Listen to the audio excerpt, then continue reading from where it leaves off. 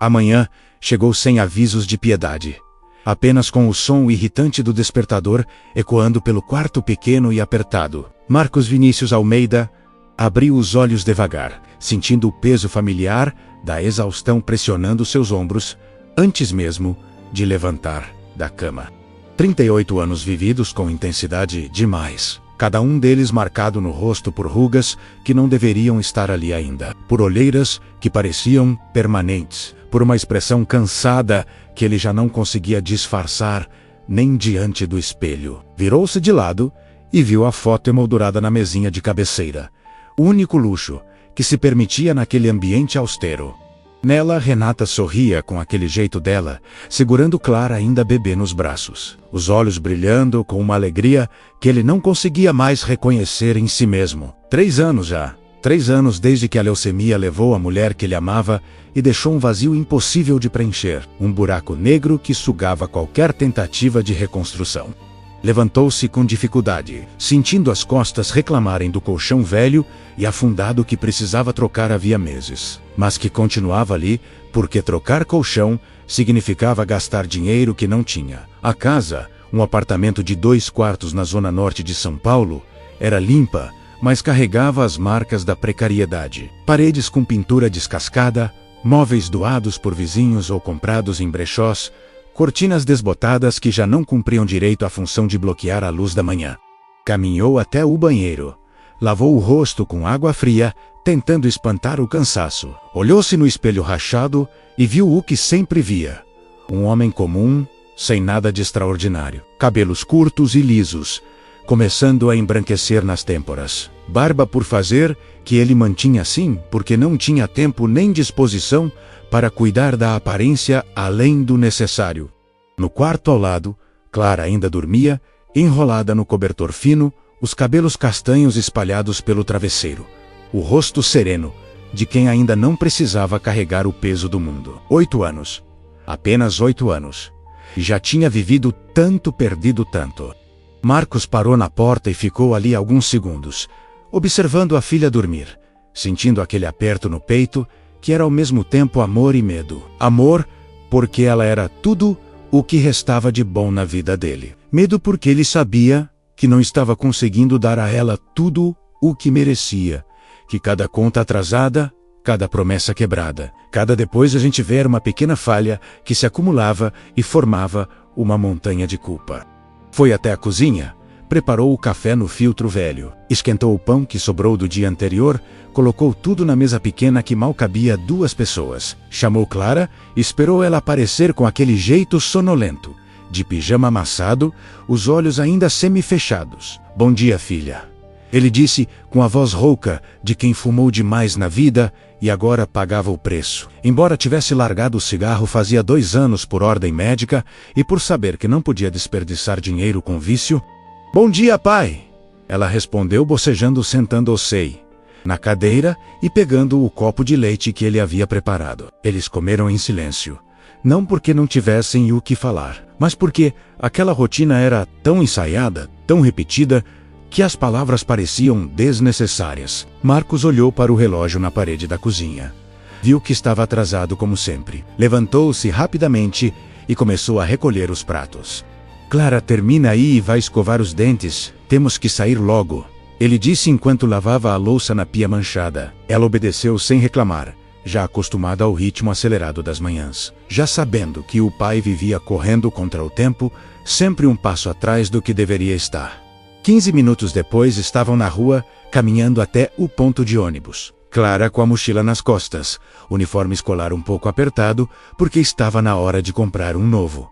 Mas isso também teria que esperar. Marcos com a bolsa de ferramentas na mão, o crachá da empresa pendurado no pescoço. A expressão fechada de quem já sabia que o dia seria difícil. O ônibus veio lotado como sempre. Eles se espremeram entre os passageiros, seguraram firme nas barras, enquanto o veículo chacoalhava pelas ruas esburacadas. Marcos olhou pela janela, viu a cidade acordando devagar, comércios abrindo as portas, pessoas apressadas nas calçadas, carros buzinando no trânsito que começava a congestionar. São Paulo, a cidade que prometia oportunidades, mas entregava apenas cansaço. A selva de concreto onde ele nasceu e onde provavelmente morreria, sem ter conseguido nada além de sobreviver. Desceram na escola de Clara. Ele a acompanhou até o portão. Agachou-se na altura dela, arrumou o cabelo da menina com carinho. Estuda bastante hoje, está? Eu pego você no horário de sempre, ele disse. E ela assentiu. Deu um beijo no rosto dele e entrou correndo, sumindo entre os outros alunos. Marcos ficou ali parado por um momento, vendo a filha desaparecer, sentindo aquela pontada de tristeza que sempre sentia ao deixá-la. Como se cada despedida fosse definitiva. Como se o mundo pudesse desabar entre a manhã e a tarde, e ele nunca mais a veria. Sacudiu a cabeça, afastou os pensamentos sombrios. Pegou outro ônibus em direção ao trabalho. Chegou à empresa de manutenção de elevadores 20 minutos atrasado. Entrou pela porta dos fundos tentando passar despercebido. Mas o gerente já estava ali. Valdir Teixeira, um homem de 50 e poucos anos. Barriga saliente eterno barato, esticado nos lugares errados. Cara de quem adorava humilhar os outros para se sentir importante. Atrasado de novo, Marcos, Valdir disse em voz alta, chamando a atenção dos colegas que estavam na sala de equipamentos. Isso já virou rotina, né? Parece que você acha que pode chegar na hora que quiser. Marcos apertou a mandíbula. Sentiu a raiva subindo, mas engoliu. Não era a primeira vez que Valdir o expunha assim. Não seria a última. Desculpa, Valdir. Problema com o ônibus. Ele respondeu, sem olhar nos olhos do gerente. Sabendo que qualquer confronto seria usado contra ele, problema com ônibus, problema com filho, sempre tem uma desculpa. Valdir continuou, andando em volta de Marcos como um predador cercando a presa. Você sabe que a empresa não pode tolerar esses atrasos constantes, né? A gente tem clientes, tem compromissos, tem responsabilidades. Marcos não respondeu. Apenas pegou sua planilha de trabalho do dia. Conferiu os endereços onde teria que fazer manutenção. Começou a separar as ferramentas necessárias. Valdir ficou ali mais alguns segundos, esperando alguma reação, alguma justificativa que pudesse usar para prolongar a humilhação, mas como não veio nada, ele deu as costas e saiu, deixando no ar aquela sensação de desconforto que sempre deixava. Os colegas voltaram ao trabalho. Ninguém disse nada, ninguém nunca dizia nada, cada um cuidando da própria sobrevivência, sabendo que demonstrar solidariedade podia custar o próprio emprego. O dia seguiu como todos os outros dias. Marcos visitou 3 prédios diferentes. Fez manutenção preventiva em elevadores antigos. Trocou cabos desgastados. Calibrou sistemas hidráulicos. Trabalhou com as mãos sujas de graxa, os joelhos doendo de tanto subir e descer escadas de serviço, as costas reclamando do esforço físico. Era um trabalho honesto. Um trabalho que ele fazia com competência há mais de 15 anos, desde que largou a escola, no ensino médio, para ajudar a sustentar a família, desde que percebeu que não seria médico nem engenheiro, nem nada que exigisse diploma universitário, que sua sina era trabalhar com as mãos e ganhar o suficiente para não passar fome. No meio da tarde, recebeu uma ligação de Valdir mandando que voltasse urgente para a empresa. Tinha um problema sério que precisava ser resolvido. Marcos sentiu o estômago apertar. Sabia que quando Valdir usava aquele tom, significava encrenca. Pegou o ônibus de volta, chegou na empresa 1 hora depois. Encontrou o gerente na sala dele e junto com ele estava o diretor regional, Maurício Salgado. Um homem elegante de terno caro, cabelos grisalhos penteados para trás. Expressão séria de quem estava ali para resolver um problema e não para conversar. Senta, Marcos. Valdir disse apontando para a cadeira na frente da mesa. Temos uma situação delicada aqui. Marcos, sento. A bolsa de ferramentas ainda na mão. O coração acelerando. Você lembra da manutenção que fez semana passada no edifício Paraíso Center? Valdir continuou, folheando uns papéis. Lembro, Marcos respondeu. Foi uma manutenção de rotina. Troquei os cabos e fiz a revisão geral. Pois é. Valdir disse com um sorriso que não chegava aos olhos. Parece que você não fez direito. Porque o elevador apresentou uma falha grave. Ontem, quase teve um acidente. E a culpa está sendo atribuída à sua manutenção. Marcos sentiu o sangue gelar. Sabia que tinha feito tudo certo. Que tinha seguido todos os procedimentos. Que tinha conferido 2 vezes, antes de liberar o equipamento. Isso não é possível. Eu fiz tudo conforme o manual. Conferi cada detalhe, ele disse. A voz firme, mas com um tremor que denunciava o nervosismo. O diretor Maurício se inclinou para a frente, juntou as mãos sobre a mesa, olhou Marcos nos olhos. A empresa recebeu uma reclamação formal do condomínio, Marcos. Ele disse, com voz grave, eles estão ameaçando processar, alegando negligência na manutenção. Nós fizemos uma vistoria hoje de manhã e constatamos que realmente houve falha técnica que poderia ter sido evitada. Você vai ter que assumir a responsabilidade. Assumir a responsabilidade? Marcos repetiu, a voz subindo um tom. Eu não cometi nenhum erro. Eu fiz meu trabalho direito. Se tem alguma falha, é porque alguém mexeu no elevador depois de mim ou porque os cabos que me entregaram já estavam com defeito. Valdir bateu a mão na mesa, o rosto vermelho de raiva. Você está me chamando de mentiroso, Marcos? Está querendo dizer que a empresa fornece material defeituoso? Isso é uma acusação grave. Você sabe disso? Marcos se levantou, a cadeira raspando no chão, a raiva finalmente explodindo. Eu estou dizendo que não vou assumir a culpa por algo que não fiz. Eu tenho uma filha para criar. Eu não posso perder meu emprego por causa de uma injustiça. Maurício também se levantou, contornou a mesa, ficou de pé ao lado de Valdir. Ninguém está dizendo que você vai perder o emprego, Marcos. Ele disse com uma calma forçada. Mas você precisa entender que a empresa está em jogo aqui. A nossa reputação, os nossos contratos. Se você assumir a responsabilidade, nós podemos resolver isso internamente. Te dar uma suspensão, talvez um treinamento extra. Está tudo resolvido. Mas se você insistir em negar, vamos ter que investigar mais a fundo, chamar advogados, e aí as coisas podem ficar muito piores para você. Marcos olhou para os dois homens, viu a armadilha fechando, viu que não tinha saída, que estavam usando ele como bode expiatório para proteger alguém mais importante. Alguém que tinha cometido o erro de verdade, mas que não podia ser exposto. E se eu não assumir?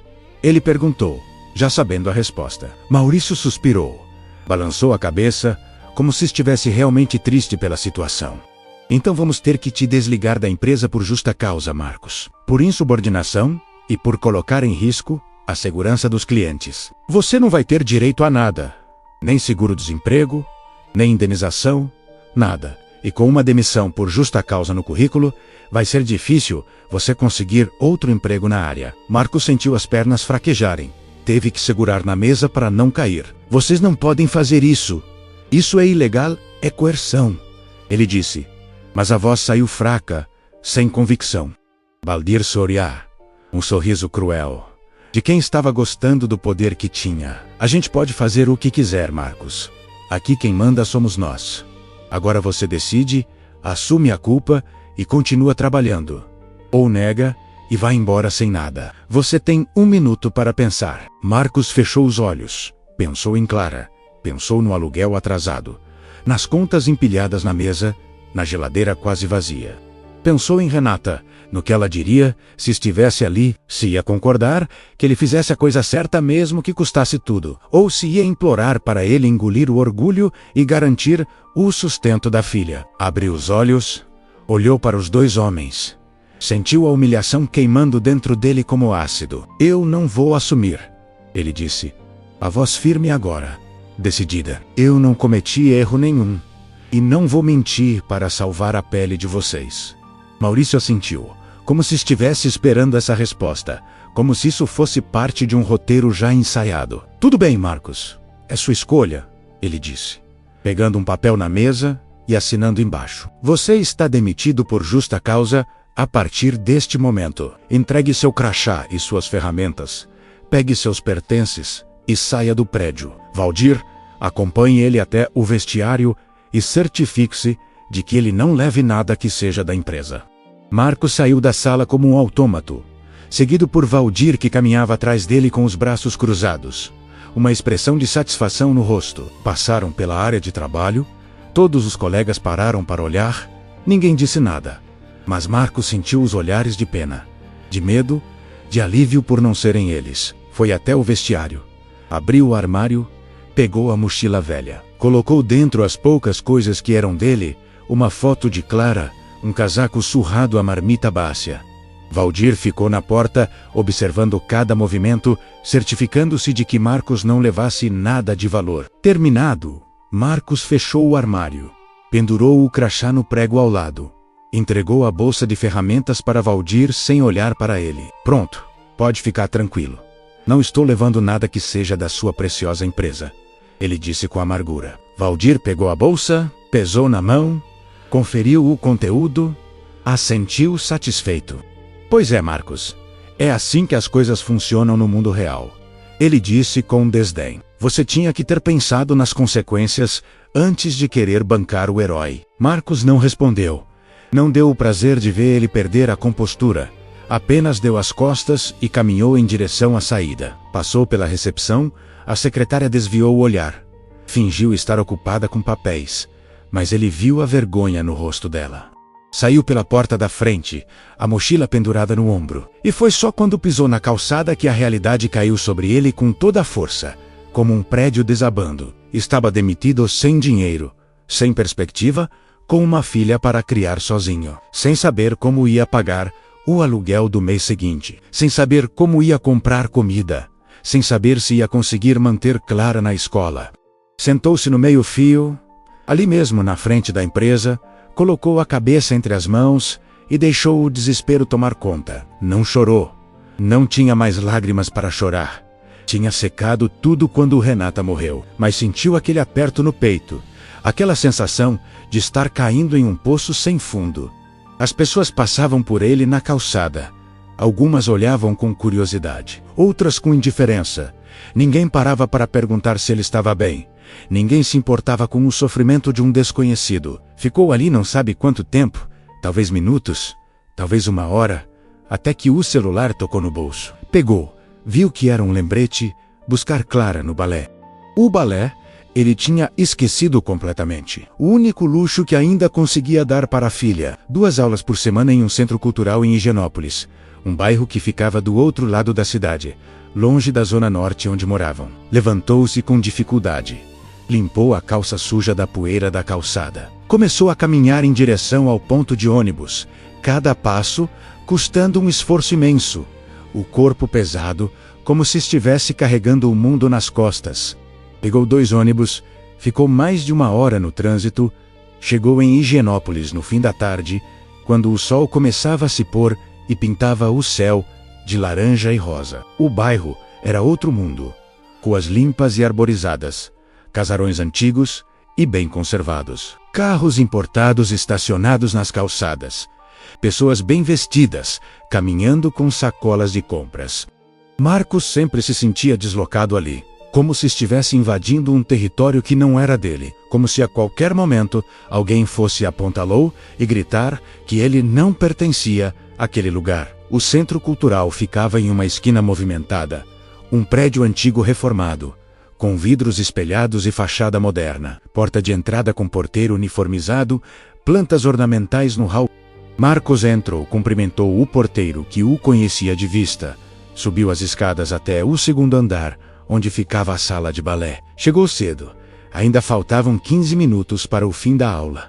Então sentou-se no banco do corredor, encostou a cabeça na parede e fechou os olhos, tentando organizar os pensamentos, tentando encontrar alguma solução para o buraco em que tinha caído. Como ia contar para Clara? Como ia explicar que tinha perdido o emprego, que as coisas iam ficar ainda mais difíceis, que talvez ela tivesse que largar o balé, porque não ia ter dinheiro para pagar? Como ia manter a mentira de que estava tudo bem, que ele tinha tudo sob controle, quando na verdade estava afundando e não sabia nadar? Os minutos passaram devagar. Ele ouviu a música clássica tocando dentro da sala. O som dos pés das meninas batendo no chão de madeira.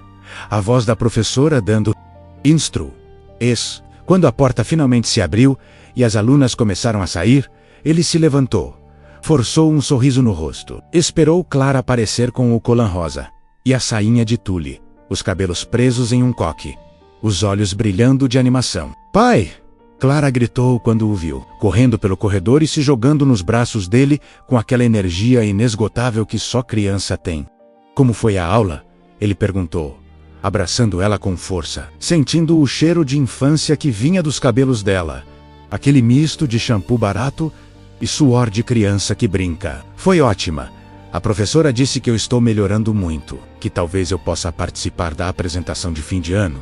Ela respondeu animada, os olhos brilhando com aquela expectativa pura, sem maldade, sem saber que o mundo estava desabando ao redor deles. Marcos sentiu o coração apertar.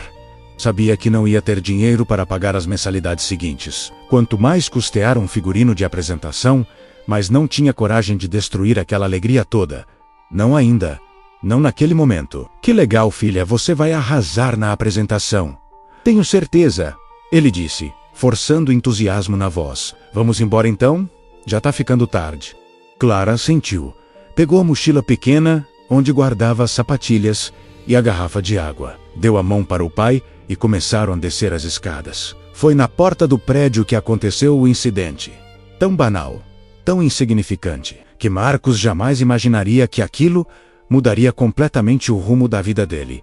Uma mulher estava saindo ao mesmo tempo, caminhando rápido demais, olhando para o celular em vez de prestar atenção no caminho. E quando chegou na soleira da porta, onde havia um pequeno desnível no piso, ela tropeçou. Marcos, que vinha logo atrás com Clara, teve reflexo rápido. Soltou a mão da filha e segurou o braço da mulher antes que ela caísse completamente, evitando que ela se espatifasse no chão. Cuidado, ele disse instintivamente, firmando a mulher até ter certeza de que ela estava equilibrada. Ela olhou para ele, primeiro com um susto, depois com uma expressão que ele não soube decifrar, algo entre surpresa e constrangimento. Obrigada, ela disse. A voz controlada, educada, mas com uma frieza natural que parecia fazer parte da personalidade. Eu não estava prestando atenção. De nada, Marcos respondeu, já soltando o braço dela e se afastando, não querendo prolongar o contato mais do que o necessário. Foi só então que ele realmente olhou para ela e percebeu que não era uma mulher comum, não do tipo que costumava frequentar aquele centro cultural. Ela tinha 40 e poucos anos, talvez 42 ou 43, com aquela beleza elegante e cuidada que vem de salões caros e tratamentos estéticos regulares. Cabelos loiros, perfeitamente escovados, caindo nos ombros. Maquiagem discreta, mas impecável. Roupas que Marcos nem saberia dizer a marca, mas que gritavam dinheiro. Um blazer cinza, perfeitamente cortado. Calça social de alfaiataria, sapatos de salto alto que provavelmente custavam mais do que ele ganhava em um mês. Ou melhor, ganhava. Porque agora não ganhava mais nada. A mulher ajeitou a bolsa de couro no ombro, alisou a roupa como se estivesse se recompondo. E então olhou para a Clara, que observava tudo com curiosidade. Sua filha, ela perguntou. E não era exatamente uma pergunta, mas uma constatação. É, Marcos respondeu, colocando a mão no ombro de Clara em um gesto protetor. É minha filha, Clara. A mulher esboçou algo que poderia ser um sorriso, mas não chegou a se formar completamente. Ela faz balé, imagino, pelo uniforme. Faz sim, Clara, respondeu antes que o pai pudesse dizer qualquer coisa. Sempre falante, sempre sem filtro. Eu adoro balé, é a coisa que eu mais gosto de fazer no mundo inteiro. A mulher olhou para Clara por mais tempo agora. E Marcos viu algo mudando na expressão dela. Um amolecimento quase imperceptível, como se a presença da criança quebrasse um pouco daquela armadura de frieza que ela usava. Que bom que você gosta, ela disse. A voz um tom mais suave. É importante fazer o que a gente gosta. Então ela voltou a olhar para Marcos. E dessa vez, o olhar foi mais demorado, mais avaliativo, como se estivesse tentando entender quem era aquele homem de roupas simples e mãos calejadas que segurava uma menina no meio de um bairro rico. Bom, obrigada novamente, ela disse. E então virou-se e começou a caminhar em direção a um carro preto estacionado na esquina. Um veículo grande e luxuoso que Marcos não saberia dizer o modelo, mas que obviamente custava uma fortuna. Um motorista uniformizado saiu do carro assim que a viu se aproximando. Abriu a porta traseira para ela, esperou ela entrar e fechou com cuidado. Depois voltou para o banco do motorista e o carro deslizou pela rua com aquela suavidade silenciosa que só carro caro tem. Quem era aquela mulher, pai? Clara perguntou, enquanto eles caminhavam em direção ao ponto de ônibus. Não sei, filha, só alguém que estava saindo do prédio. Marcos respondeu, já esquecendo do incidente, com a cabeça cheia demais de problemas para se importar com estranhos. O ônibus demorou mais de meia hora para chegar. Veio lotado como sempre. Eles fizeram a viagem de volta em pé, espremidos entre outros passageiros cansados, Clara bocejando encostada no pai, Marcos segurando firme na barra e pensando em como ia resolver a situação, onde ia buscar dinheiro, se devia pedir emprestado para algum conhecido, se devia vender os poucos pertences de valor que ainda tinha, se devia engolir o orgulho e pedir ajuda para os antigos colegas de Renata. Chegaram em casa, quando já estava escuro. Marcos preparou o jantar com o que tinha na geladeira: arroz, feijão e uns pedaços de frango que estavam descongelando. Comida simples, mas que enchia o estômago. Clara comeu sem reclamar, acostumada à monotonia do cardápio. Depois foi escovar os dentes e colocar o pijama enquanto Marcos lavava a louça e arrumava a cozinha. Quando terminou, foi até o quarto dela. Encontrou a menina já deitada na cama estreita, abraçada no ursinho de pelúcia velho e desbotado que tinha desde bebê, os olhos começando a pesar de sono. Conta uma história, pai.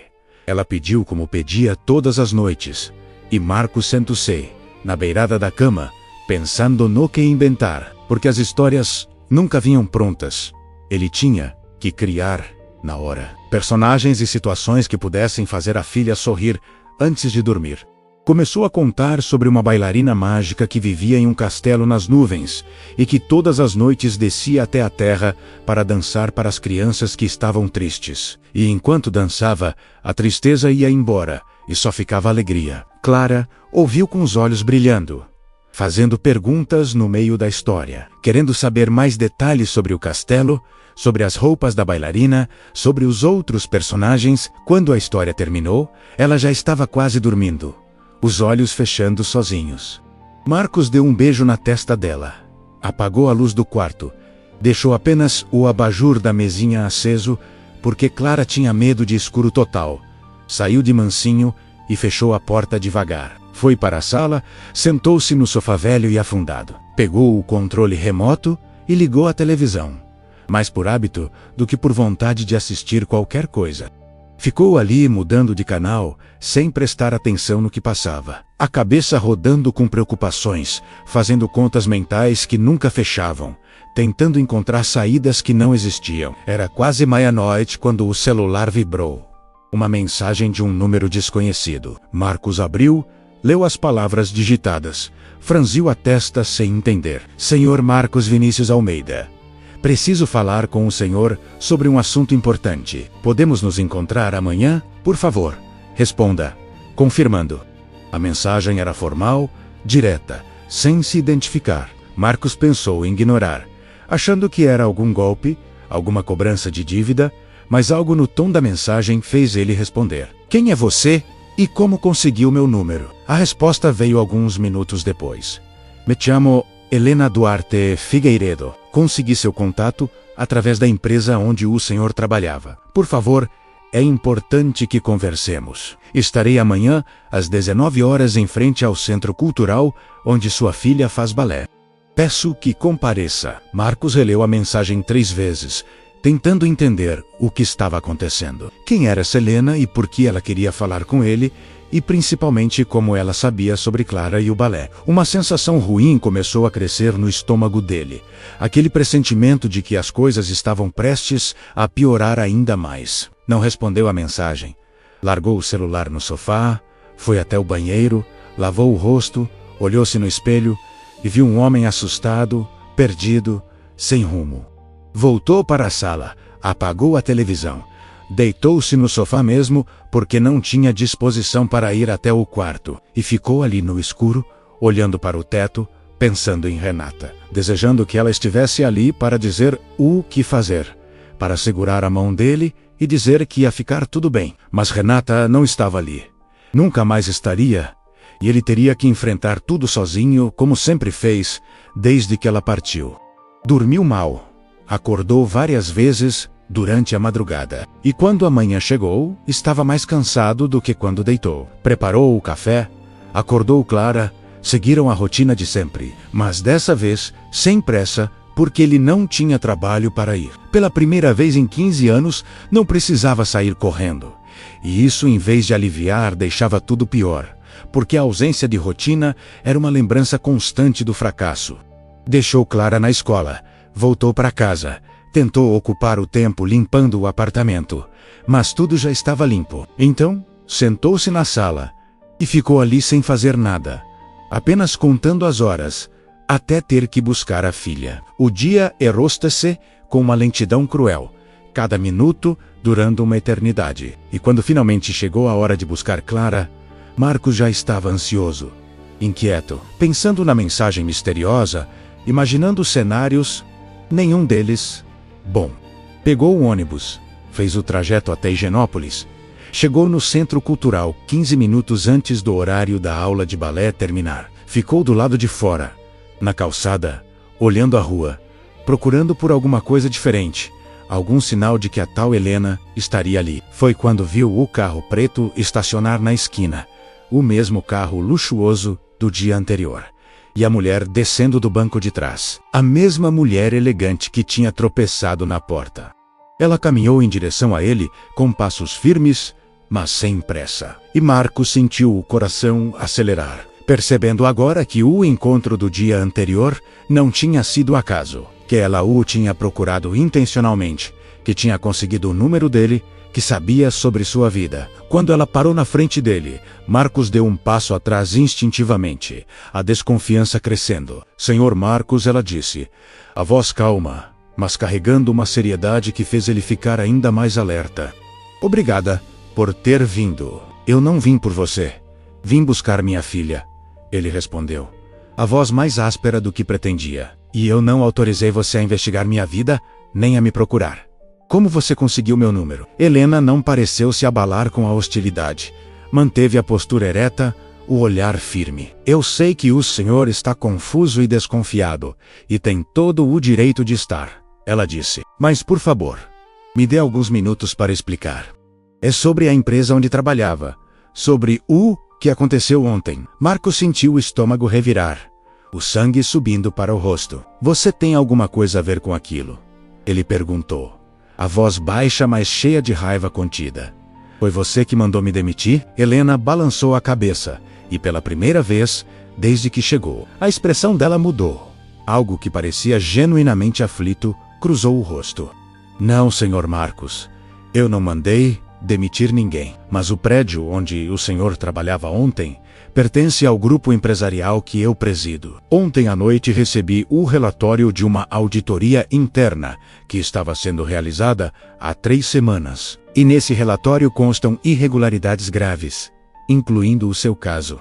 Marcos cruzou os braços, a mandíbula travada. E o que exatamente está nesse relatório? Helena respirou fundo, como se estivesse se preparando para dizer algo difícil.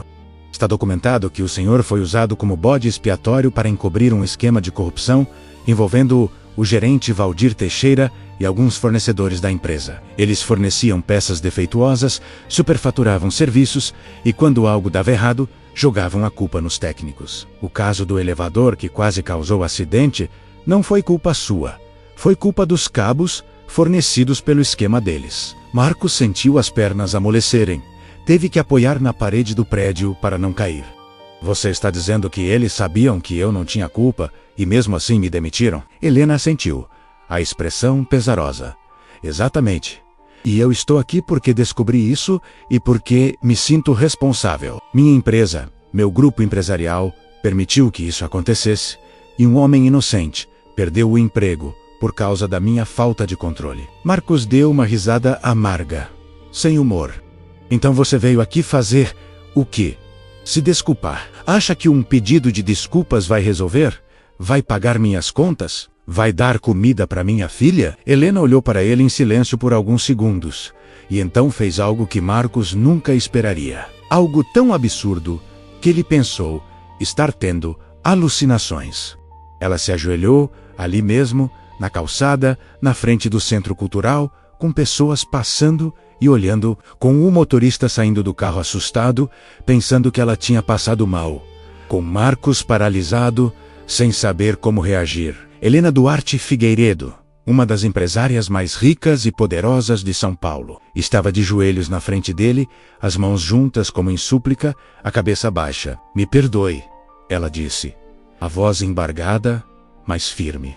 "Me perdoe por ter construído um império onde coisas assim podem acontecer, por ter negligenciado o controle, por ter priorizado lucro sobre pessoas. Me perdoe por cada noite que o senhor vai dormir preocupado, por cada lágrima que sua filha vai chorar, porque o pai não pode mais dar a ela o que ela merece. Eu não posso voltar no tempo e impedir o que aconteceu, mas posso tentar reparar. Por favor, me dê essa chance." Marcos ficou ali parado, olhando para aquela cena surreal, sem conseguir processar o que estava acontecendo. As pessoas na calçada tinham parado. Estavam olhando, tirando fotos com celulares, cochichando entre si. O motorista de Helena tentou ajudá-la a levantar, mas ela recusou.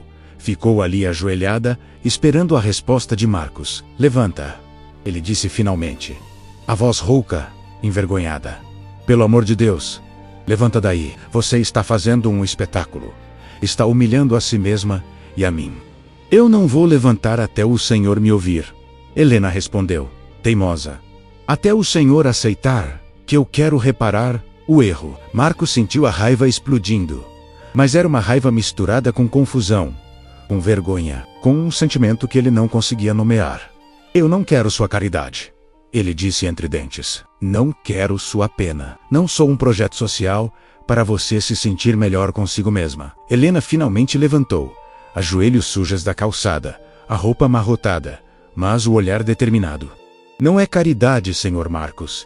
É justiça. É devolver o que foi tirado injustamente." Marcos balançou a cabeça, deu as costas, começou a andar em direção ao prédio. "Eu não preciso de você", ele disse, por cima do ombro. "Vou resolver meus problemas sozinho, do mesmo jeito que sempre resolvi." Helena não foi atrás. Ficou parada ali na calçada, vendo ele entrar no prédio, e quando Marcos olhou para trás uma última vez, antes de subir as escadas, ela ainda estava lá, imóvel.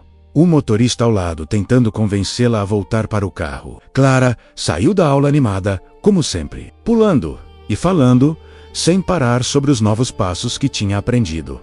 Sem perceber que o pai estava tenso, distraído, eles desceram juntos. E quando chegaram na porta, Marcos olhou discretamente para a rua, procurando o carro preto. Mas não viu nada.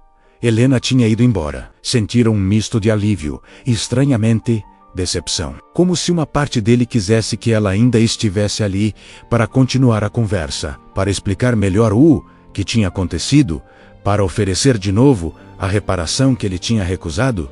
No ônibus de volta para casa, com Clara dormindo no colo, Marcos pensou no que Helena tinha dito, em como ela tinha se ajoelhado, em como tinha parecido genuinamente arrependida. Pensou se havia mesmo um esquema de corrupção. Se Valdir e os outros tinham mesmo armado para ele. Se tudo aquilo não era apenas uma empresária rica, tentando comprar a consciência, fazendo caridade para um pobre coitado. Pensou em como ia pagar o aluguel que vencia em 10 dias, em como ia comprar comida na semana seguinte, em como ia manter Clara na escola de balé, em como ia manter qualquer ilusão de normalidade, quando tudo estava desmoronando.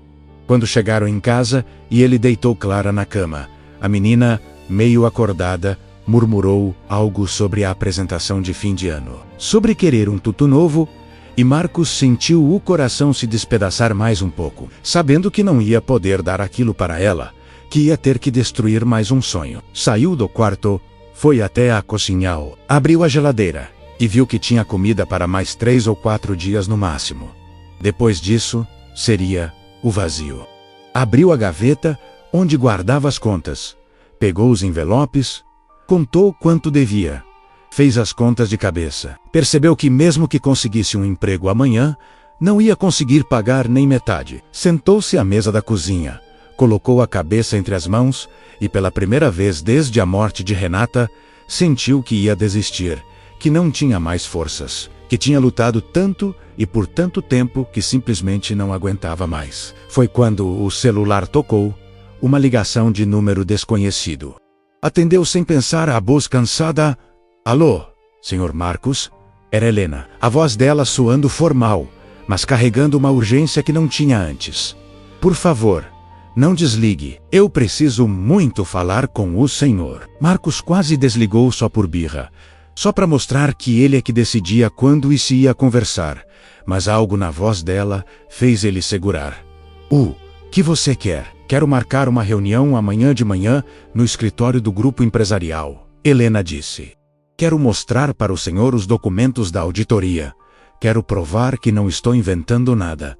Que tudo o que eu disse é verdade. E depois disso, se o senhor ainda quiser recusar minha ajuda, eu respeito. E nunca mais o procuro. Mas por favor, apenas olhe os documentos. Apenas ouça o que eu tenho para dizer. Marcos ficou em silêncio. O orgulho lutando contra a necessidade. A desconfiança lutando contra a curiosidade. Por fim, o cansaço venceu. A exaustão de lutar sozinho contra tudo e todos. Está bem, ele disse. A voz baixa. Eu vou. Mas só para ver os documentos? Não estou prometendo nada além disso.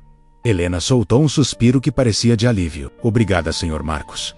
Obrigada por me dar essa chance. Amanhã às 9 horas, o endereço é Avenida Paulista, 2500 Birrésimo andar. Vou deixar seu nome na recepção. Marcos desligou sem se despedir. Largou o celular na mesa, ficou olhando para a parede, tentando entender o que tinha acabado de fazer. Se tinha cometido um erro, ou se tinha dado o primeiro passo para resolver tudo. Não dormiu quase nada aquela noite. Ficou revirando na cama, pensando nas possibilidades, imaginando o que ia encontrar no escritório. Se Helena era mesmo sincera, ou se tinha algum outro motivo escondido por trás de toda aquela encenação. De manhã, deixou Clara na escola mais cedo. Pegou 3 ônibus até a Avenida Paulista. Chegou no prédio indicado 15 minutos adiantado. Era um edifício imponente, todo de vidro espelhado, com um hall de entrada que parecia de hotel 5 estrelas. Piso de mármore, luz 3D, cristal, seguranças uniformizados. Recepcionistas impecáveis atrás de balcões de granito. Marcos se sentiu completamente deslocado ali, com sua roupa simples e amarrotada, sua bolsa velha, suas mãos calejadas, mas engoliu o desconforto e se aproximou da recepção. Bom dia!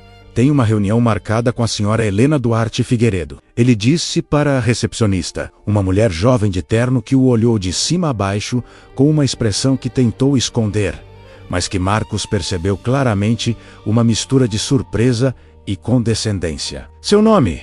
Ela perguntou com educação forçada. Marcos Vinícius Almeida. Ele respondeu, tentando manter a voz firme. A recepcionista digitou algo no computador, conferiu a tela, e a expressão mudou instantaneamente. O desdém sumindo e sendo substituído por profissionalismo puro. Sim, senhor Almeida. A senhora Figueiredo está esperando o senhor. Por favor, pegue o elevador 3. 20º andar. Alguém vai recebê-lo lá. Marcos agradeceu. Caminhou até os elevadores. Entrou em um que estava vazio.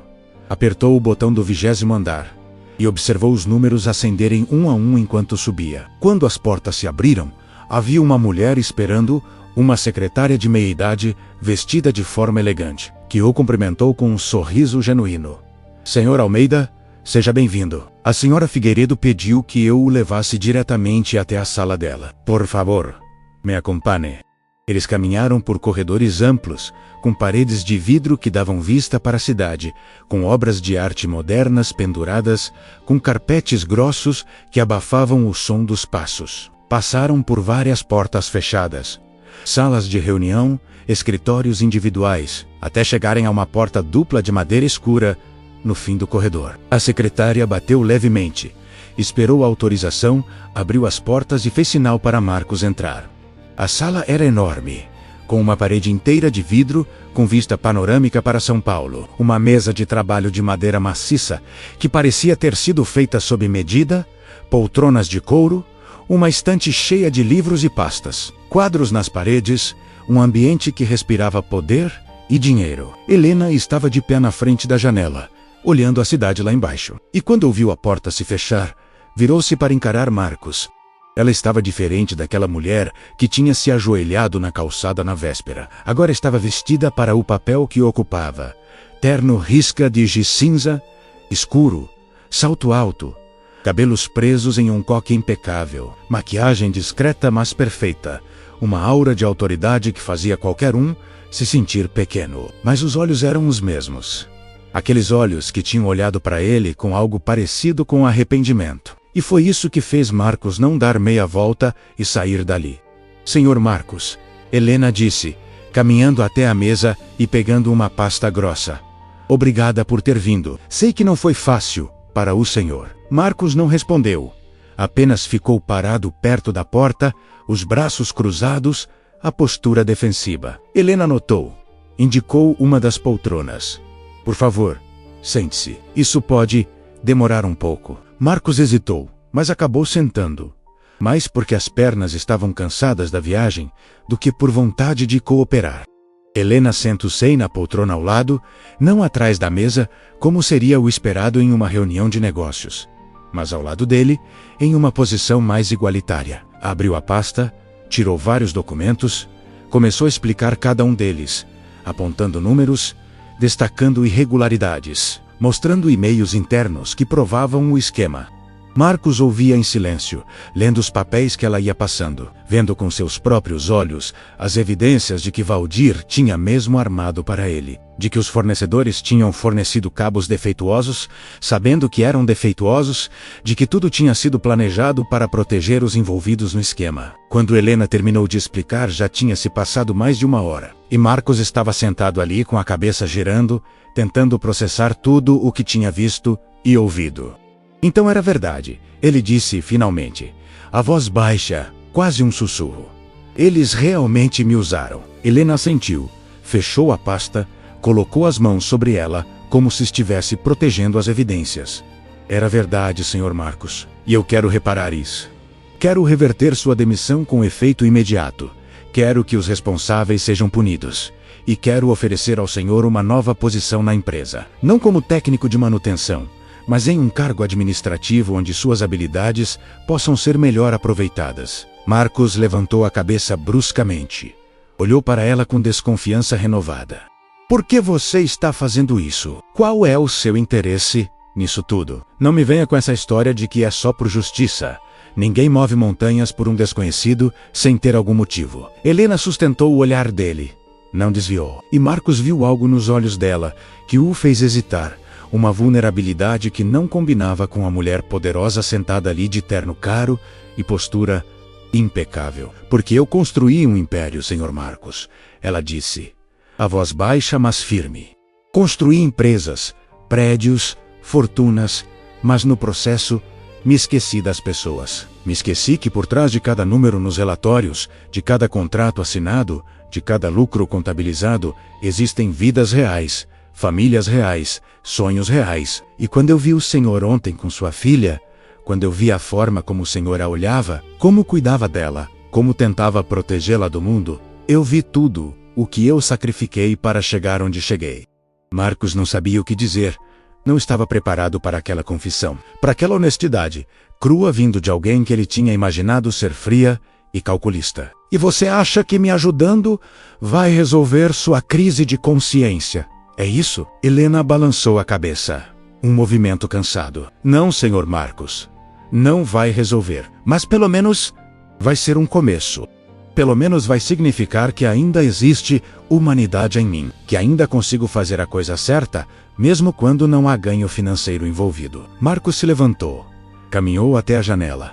Olhou a cidade lá embaixo, as ruas cheias de carros, os prédios se estendendo até onde a vista alcançava. Aquela megalópole onde milhões de pessoas lutavam todos os dias apenas para sobreviver. E se eu aceitar? Ele disse sem se virar. O que você espera em troca? Nada, Helena respondeu. E quando Marcos se virou para Ohalá, viu que ela também tinha se levantado. Estava parada perto da mesa, com uma expressão que parecia sincera. Não espero nada além de que o senhor trabalhe com honestidade, que faça o melhor possível em qualquer função que for designado, e que permita que eu prove que nem todas as pessoas ricas são insensíveis ou desonestas. Marcos ficou em silêncio por um longo tempo, pesando as opções, pensando em Clara, no aluguel, nas contas, na comida, em tudo o que precisava, e não tinha como conseguir. O orgulho dizia para recusar, para dizer que não precisava de caridade, que se viraria sozinho como sempre fez, mas a razão dizia que orgulho não paga conta. Não coloca comida na mesa, não garante que a filha continue tendo aulas de balé. Está bem, ele disse finalmente, as palavras saindo com dificuldade. Aceito. Mas, com condições. Helena pareceu surpresa, como se não esperasse que ele fosse impor condições. Quais condições? Primeiro, Marcos disse, contando nos dedos, eu quero que os responsáveis pelo esquema sejam realmente punidos, não apenas transferidos para outro departamento ou aposentados com benefícios. Quero justiça de verdade. Helena assentiu. Concordo. Eles serão demitidos e processados. Tenho a palavra do departamento jurídico. Segunda condição. Marcos continuou. Eu não quero tratamento especial. Não quero que me vejam como alguém que está ali, por favor, ou por pena. Quero ser avaliado pelo meu trabalho. Quero ter as mesmas cobranças que qualquer outro funcionário. Quero ser respeitado pelo que faço e não por quem me contratou. Helena concordou novamente. Dessa vez com um leve sorriso. Também concordo. O senhor será tratado como qualquer outro funcionário, com os mesmos direitos e deveres. E a terceira condição. Marcos respirou fundo, preparando-se para a última e mais importante. Você mantém distância da minha vida pessoal. Não quero que apareça na escola da Clara. Não quero que se envolva com meus problemas familiares. Não quero que tente ser minha amiga ou minha salvadora. Isso é estritamente profissional. Você me dá um emprego e eu trabalho. Nada além disso. Dessa vez, Helena hesitou. E Marcos viu algo cruzar o rosto dela. Algo que parecia decepção. Mas ela rapidamente recuperou a compostura e assentiu. Entendido, Sr. Marcos. Vou respeitar seus limites. Ótimo, Marcos disse, caminhando em direção à porta. Quando eu começo? Na segunda-feira, Helena respondeu, pegando um cartão de visitas na mesa e estendendo para ele. Esse é o endereço do escritório administrativo. Chegue às 8 horas, minha assistente vai orientá-lo sobre tudo.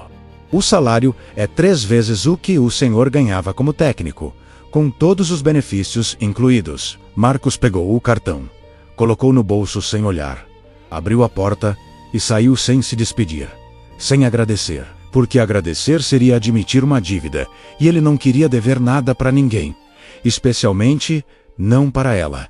Desceu no elevador com o coração acelerado, uma mistura de alívio e ansiedade. Saiu do prédio e respirou o ar poluído de São Paulo como se fosse a primeira vez, sentindo que tinha acabado de fazer um pacto com o diabo, mas um pacto necessário. Um pacto que talvez salvasse ele e a filha do buraco em que estavam afundando. Os dias seguintes foram uma confusão de emoções contraditórias.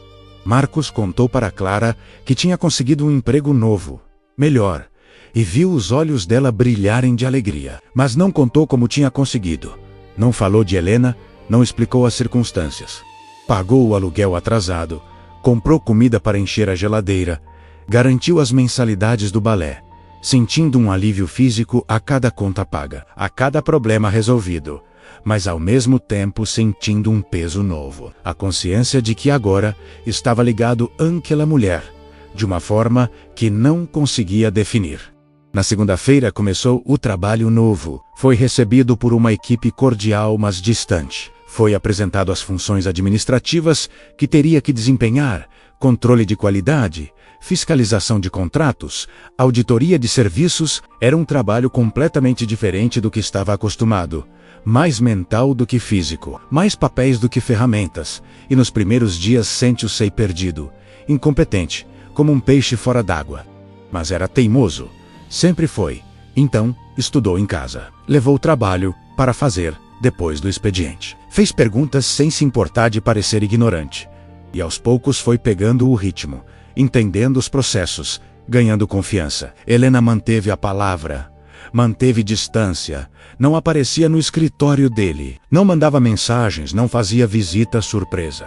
Marcos só a via de longe às vezes. Quando ela passava pelos corredores acompanhada da diretoria, sempre elegante e sempre controlada, sempre no comando, ele se perguntava se ela tinha esquecido dele, se tinha partido para o próximo projeto de caridade, se aquele arrependimento todo tinha sido apenas um surto momentâneo que já tinha passado.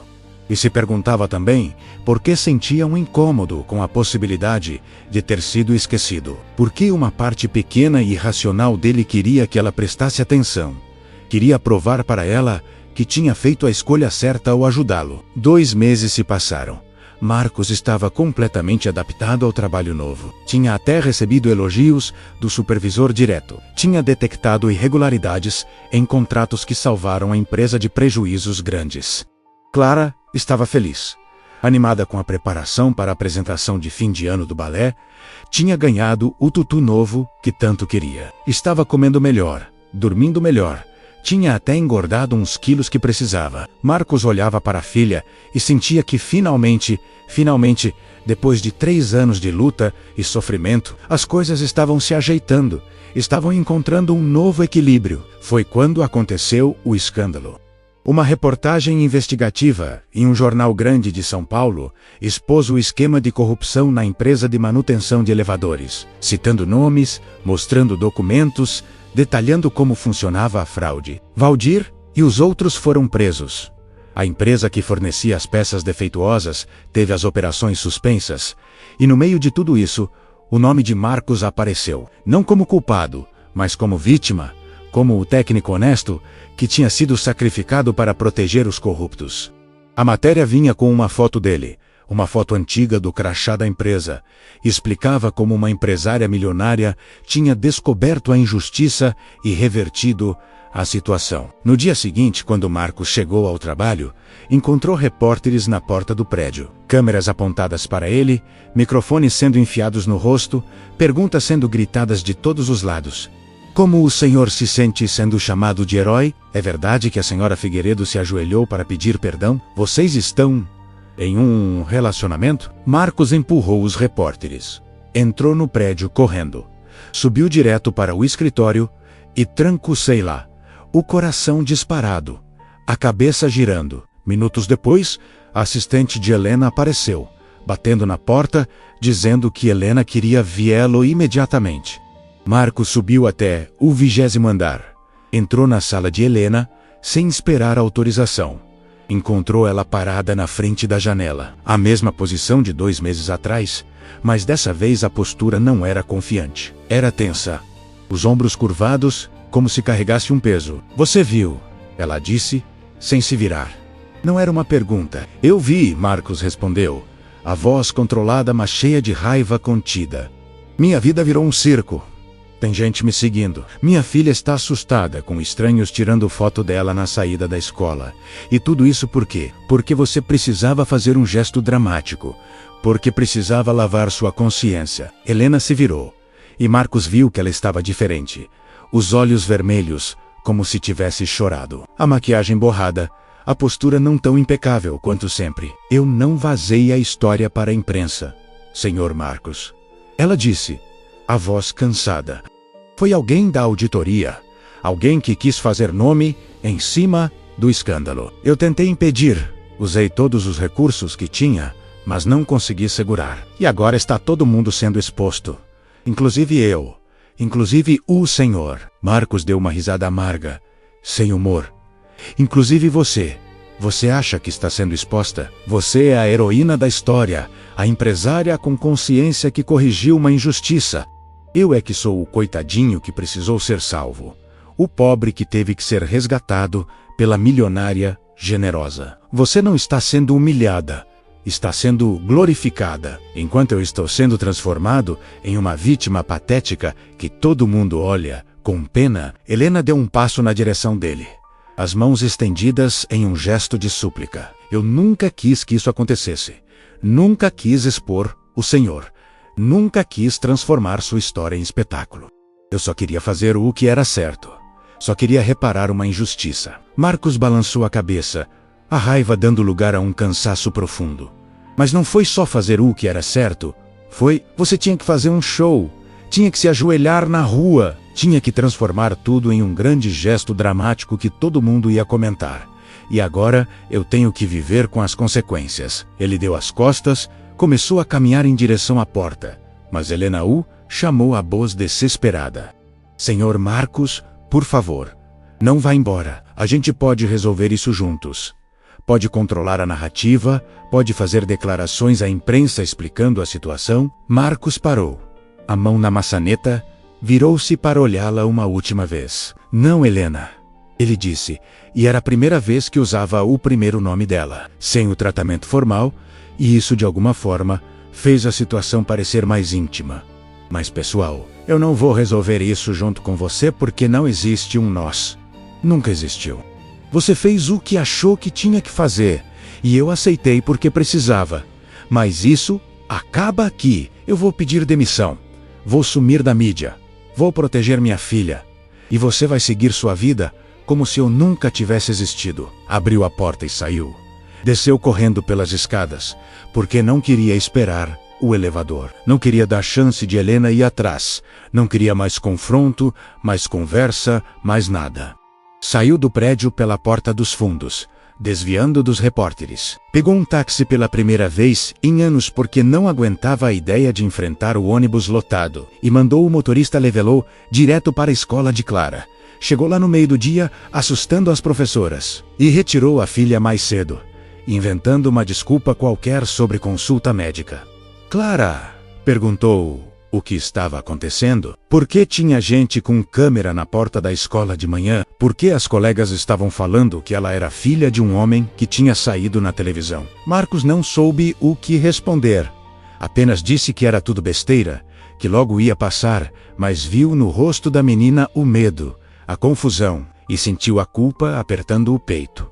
Passaram o resto do dia, trancados em casa, cortinas fechadas, televisão desligada, tentando criar uma bolha de normalidade em meio ao caos. Marcos fez janta, assistiu desenho animado com Clara, leu história para ela dormir, mas a mente estava longe, pensando em tudo o que tinha acontecido, em todas as escolhas que tinha feito. Se não teria sido melhor recusar a ajuda de Helena desde o começo, se não teria sido melhor continuar na miséria, mas com dignidade intacta. No dia seguinte, escreveu a carta de demissão, uma carta curta e direta, sem explicações ou justificativas. Foi até o escritório na hora do almoço, quando sabia que teria menos gente. Entregou a carta para o Departamento de Recursos Humanos. Ignorou as tentativas da assistente de Helena de fazer ele reconsiderar. Saiu do prédio pela última vez sentindo um vazio enorme, mas também um alívio, como se tivesse se libertado de uma prisão dourada. Os dias seguintes foram difíceis. A mídia continuou cobrindo a história por mais uma semana, mas aos poucos o interesse foi diminuindo. Outras notícias tomaram espaço, e Marcos voltou ao anonimato que sempre teve.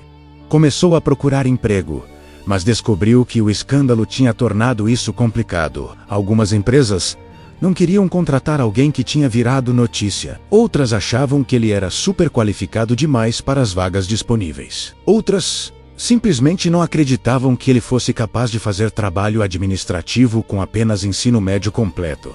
Um mês se passou, depois 2, e Marcos estava de novo na mesma situação de antes. Sem emprego, sem dinheiro, com as economias que tinha conseguido juntar nos 2 meses de salário novo, derretendo rapidamente. Clara voltou a perceber a tensão. Voltou a fazer menos perguntas. Voltou a comer menos. Reclamando, adaptando-se novamente à escassez, como uma criança não deveria precisar fazer. E Marcos voltou a se sentir um fracasso, um pai inadequado, um homem derrotado pela vida. Foi em uma noite de sexta-feira, quando estava na cozinha tentando fazer render o pouco de comida que restava, que ouviu a campainha tocar. Estranhou porque não esperava ninguém. Foi até a porta. Olhou pelo olho mágico, e quase teve um ataque cardíaco quando viu quem estava do outro lado. Helena Duarte Figueiredo, sem motorista, sem assistente, sem seguranças, sozinha na porta do apartamento dele, vestindo jeans e uma blusa simples, os cabelos soltos, sem maquiagem, parecendo uma pessoa normal, e não uma milionária. Marcos pensou em não abrir, em fingir que não estava em casa, mas ela tocou a campainha de novo, e então bateu na porta, e disse alto o suficiente para ele ouvir através da madeira: "Senhor Marcos, eu sei que está aí. Por favor, abra a porta. Só 5 minutos, eu prometo que depois eu vou embora e nunca mais volto." Contra todo o seu bom senso, Marcos abriu a porta. Ficou parado ali na soleira bloqueando a entrada. O que você quer? Vim devolver algo que o senhor esqueceu. Helena disse. E então tirou do bolso um envelope e estendeu para ele. Marcos olhou para o envelope, mas não pegou. O que é isso? 3 meses de salário? Helena respondeu. O que o senhor teria recebido se não tivesse pedido demissão. Não é favor.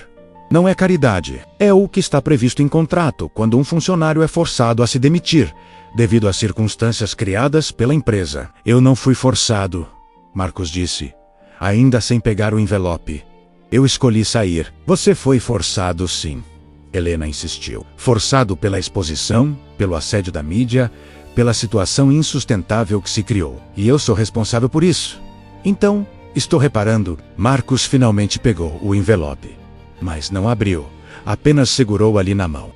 Por que você está fazendo isso? Por que não consegue simplesmente me deixar em paz? Helena olhou para ele em silêncio por um longo momento. E então disse algo que Marcos não esperava.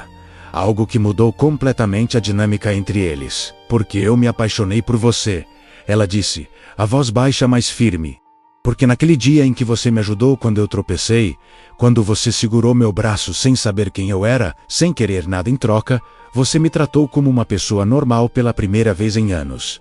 E quando eu vi você, com sua filha, quando eu vi o amor nos seus olhos, a dedicação, o sacrifício, eu percebi que tinha passado 42 anos construindo uma vida vazia, cercada de pessoas que só se importavam com meu dinheiro e meu poder, e que você era a primeira pessoa real que eu conhecia em décadas. Marcos ficou sem palavras, olhando para aquela mulher que tinha todo o dinheiro do mundo, mas que estava ali na porta dele confessando sentimentos como uma adolescente vulnerável. Você não me conhece, ele disse. Finalmente, você criou uma fantasia na sua cabeça. Idealizou um homem que não existe. Eu não sou nobre, não sou especial. Sou só um cara fudido tentando criar uma filha sozinho. Helena balançou a cabeça, os olhos brilhando úmidos. Eu sei exatamente quem você é, senhor Marcos. Sei que é teimoso, orgulhoso, difícil. Sei que não quer ajuda de ninguém mesmo quando precisa desesperadamente. Sei que tem medo de confiar. Medo de ser ferido de novo. Mas também sei que é honesto, trabalhador, dedicado, sei que ama sua filha mais do que qualquer coisa no mundo. E sei que por baixo de toda essa raiva e desconfiança, existe um homem bom que merece ser feliz. Marcos sentiu algo se quebrando dentro dele. Todas as defesas que tinha erguido, todas as paredes que tinha construído para se proteger, começaram a rachar. E o que você quer de mim? Ele perguntou. A voz rouca. O que uma mulher como você pode querer de um homem como eu? Helena deu um passo para frente. Ficou tão perto que Marcos podia sentir o perfume dela discreto e caro. Quero que você me dê uma chance, ela disse. Uma chance de provar que não estou fazendo isso por culpa ou por caridade, mas porque eu realmente me importo. Uma chance de construir algo real, não baseado em dinheiro ou posição social, mas em respeito mútuo e sentimento verdadeiro. Marcos olhou nos olhos dela, procurando por mentira, por manipulação, por qualquer sinal de que aquilo era apenas mais um jogo de gente rica, entediada. Mas tudo o que viu foi sinceridade, vulnerabilidade e algo que ele não via refletido em nenhum olhar. Desde que Renata morreu, esperança. Clara apareceu atrás dele, de pijama, esfregando os olhos sonolentos. Pai, quem é? Ela perguntou. E então viu Helena parada ali, e os olhos arregalaram. É você, a moça que quase caiu naquele dia. Helena sorriu, um sorriso genuíno, que transformou completamente o rosto dela, tirando anos de tensão e revelando uma beleza mais suave, mais humana. Oi, Clara, ela disse, agachando-se, para ficar na altura da menina. Me desculpa aparecer tão tarde. Eu só vim trazer uma coisa para seu pai. Você é a mulher rica que ajudou meu pai. Clara disse, com aquela franqueza brutal de criança. As meninas na escola disseram que você é tipo uma princesa, mas de negócios. Helena riu, um som que Marcos nunca tinha ouvido antes. Espontâneo e leve. Acho que sou mais tipo uma empresária chata que trabalha demais. Mas obrigada pelo elogio. Clara sorriu de volta, já meio conquistada, e Marcos percebeu que estava perdendo a batalha, que não conseguiria manter Helena distante quando a própria filha estava claramente encantada com ela. Está bem, ele disse, suspirando derrotado. Você quer entrar?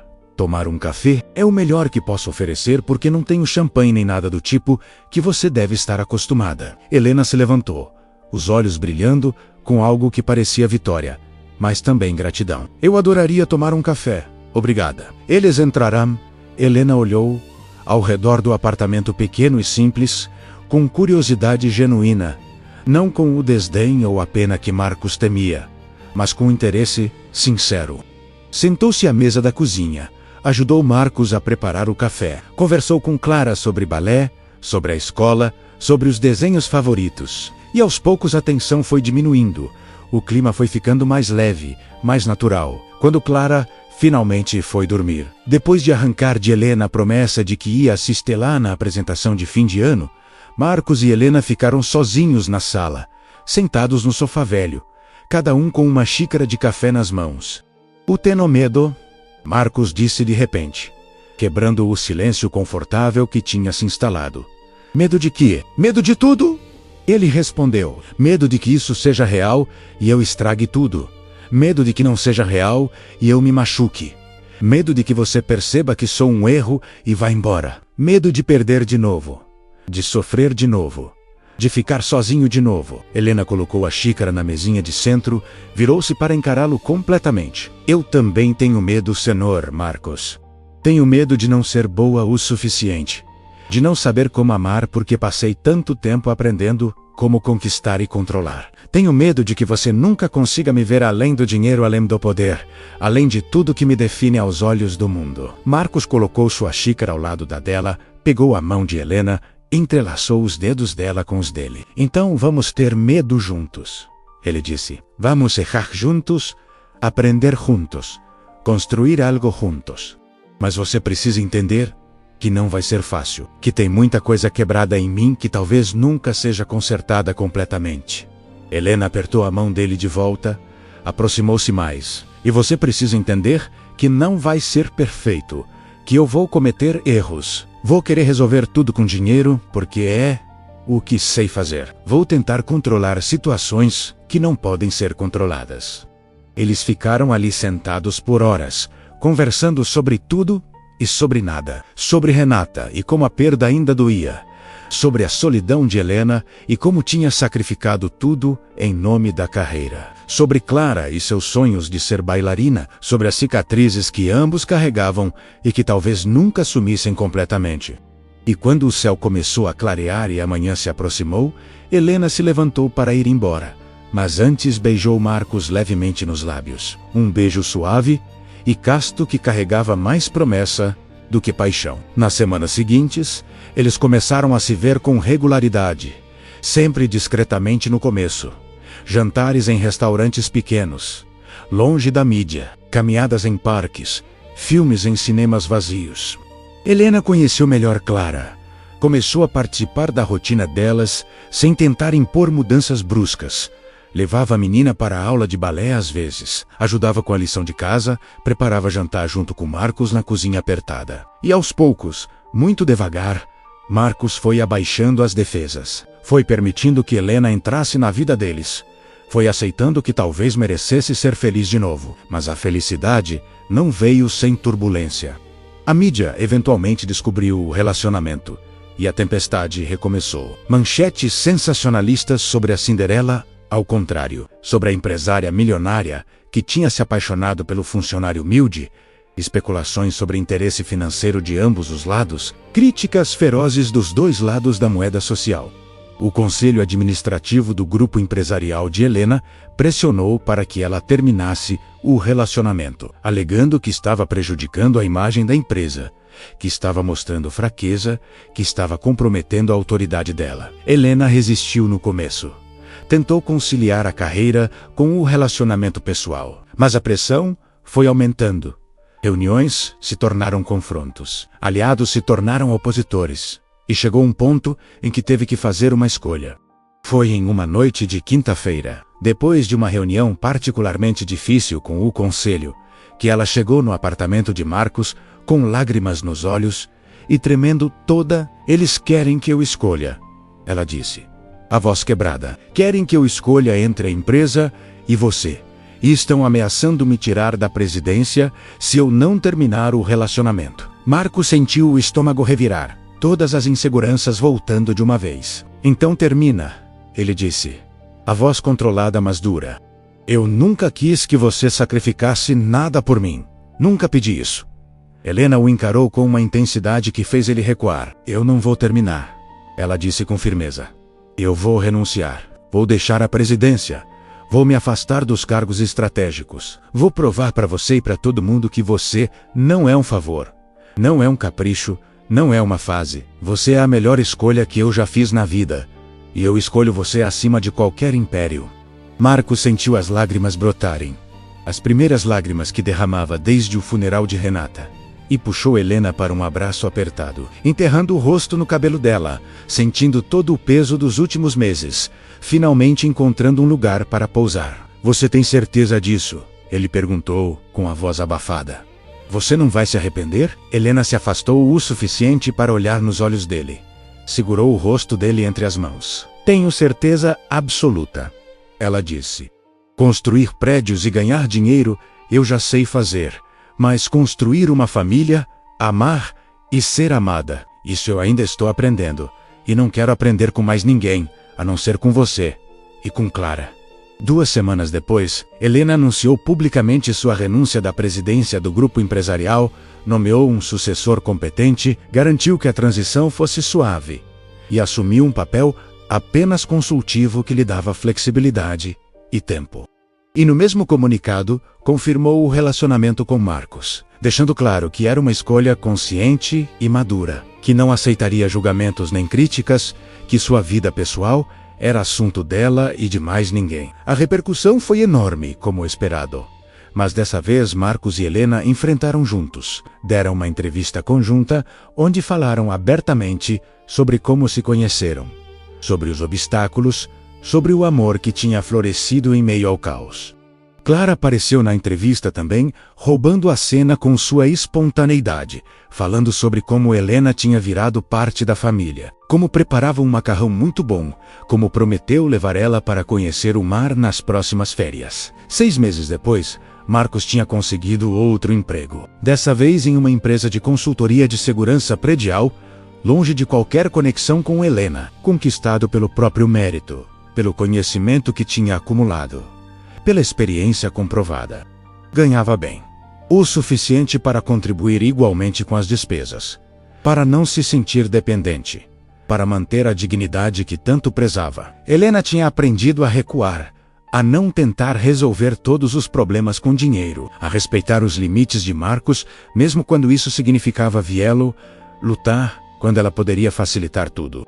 Clara fez a apresentação de fim de ano do balé, dançou como uma estrela no palco improvisado do Centro Cultural, com Marcos e Helena sentados juntos na plateia, as mãos entrelaçadas, os olhos brilhando de orgulho. Depois da apresentação, foram os 3 jantar em uma pizzaria do bairro, nada chique, nada caro, apenas uma família normal, comendo pizza e rindo de piadas bobas. E naquele momento, Marcos percebeu que tinha finalmente encontrado o que procurava, sem saber que procurava. Não riqueza, não status, mas pertencimento, conexão, amor verdadeiro. 1 ano depois do dia em que foi demitido publicamente, Marcos estava de pé no mesmo centro cultural, esperando Clara sair da aula, e Helena estava ao lado dele. Não mais a empresária milionária distante, mas a companheira que dividia a vida com ele em todos os aspectos. Uma mulher passou apressada na porta. Tropeçou no mesmo desnível onde Helena tinha tropeçado, e Marcos teve o mesmo reflexo de segurar o braço dela. A mulher agradeceu apressada e seguiu, e Helena olhou para Marcos e sorriu. Foi exatamente assim que começou, ela disse, suavemente. Foi, Marcos concordou, puxando ela para mais perto. E olha, até onde chegamos. Eles ficaram ali abraçados enquanto esperavam Clara, vendo a cidade se mover ao redor deles. Aquela São Paulo caótica e desigual, que tinha testado os dois de formas diferentes, mas que no final tinha unido suas histórias de uma maneira que nenhum roteiro poderia ter planejado melhor.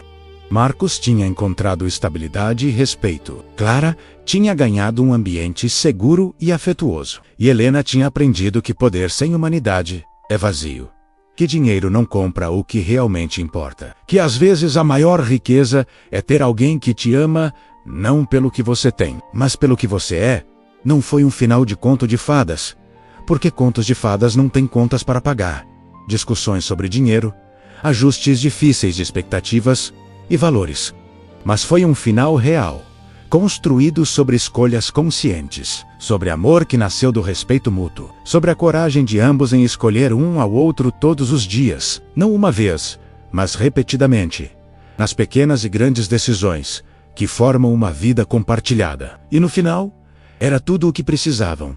Era tudo o que sempre tinham procurado sem saber nomear. Uma família improvável, formada não por sangue ou conveniência, mas por escolha, coragem e amor verdadeiro.